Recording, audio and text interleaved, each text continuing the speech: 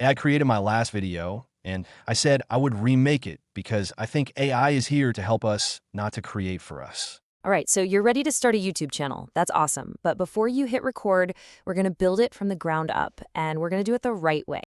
It turns out I can't edit yet. If you go to YouTube and search for how to create a YouTube channel, you'll see many videos. The thing is that, for the most part, they don't really tell you what you need to learn.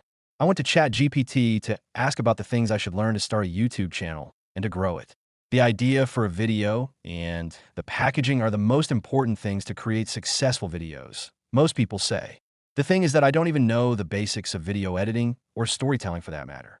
So I've decided to focus on storytelling, or how to tell a story, and how to edit a video before start focusing on how to come up with video ideas.